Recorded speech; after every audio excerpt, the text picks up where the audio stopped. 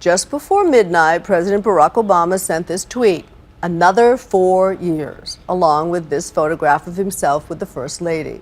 An hour later, Governor Mitt Romney called the president and conceded defeat. My co-anchor Bill Weir has been with the Romney campaign for these final 2 days, and he comes to us now from Boston, where supporters gathered earlier to hear a brief but gracious speech from Mr. Romney. Bill?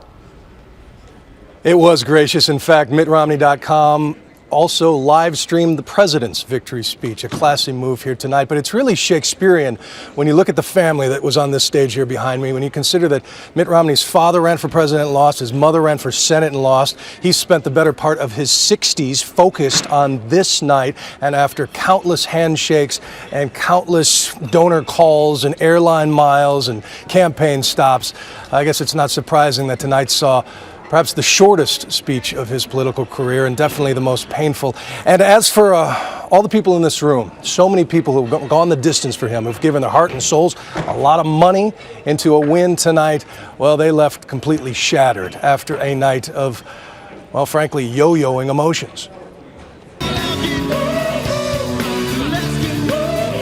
After all the money spent, all those tight polls, the victory party crowd in Boston gathered with the kind of electric elation you find going into a championship fight. But state by state, blow by blow, they watched their worst nightmare unfold. President Obama with a lead in Ohio, holding on to a small lead in Florida. On the big screens in the hall, Fox News called Ohio for Obama. Fox News can now project that President Obama will win the crucial battleground state of Ohio. And the crushing disappointment began to spread. But then, former George W. Bush advisor Karl Rove raised the possibility that his network was wrong, that Ohio was still in play. Do you believe that Ohio has been settled? No, I don't. We got a quarter of the vote. No. And as a result, in this room at least, tears turned to cheers. But the emotional roller coaster ride only made things worse in the end.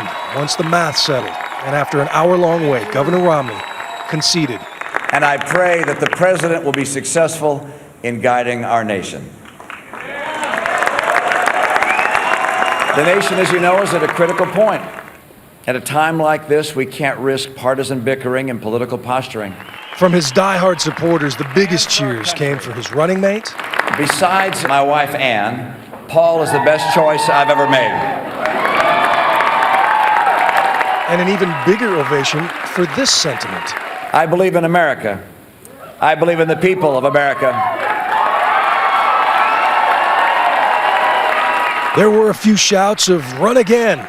But after watching his father's unsuccessful run and going through his own 7-year disappointing quest, this is likely the last exit for Mitt Romney. Is it tough to swallow, given the campaign we've just been through? Well, yes, it is tough to swallow. Yes, I had high hopes for our country going in a different direction.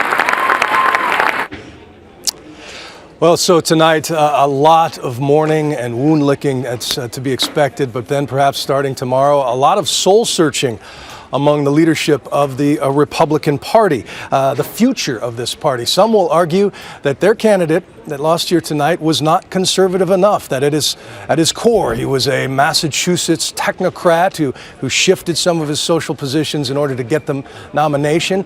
Those in the Tea Party would argue they need a more pure conservative, the kind that helped sweep the House 2 years ago, but then actually backfired tonight if you look at the Senate races and the seats that they lost as well. And another man on stage with Mitt Romney tonight and his family, all those grandkids, Paul Ryan. He will be a real litmus test. If he is relevant 4 years from tonight, we'll see how that ideological fight has gone. So, Cynthia, the names like Jeb Bush and Marco Rubio and many others will be kicked around tonight. But mostly this evening, the supporters here just left very sad.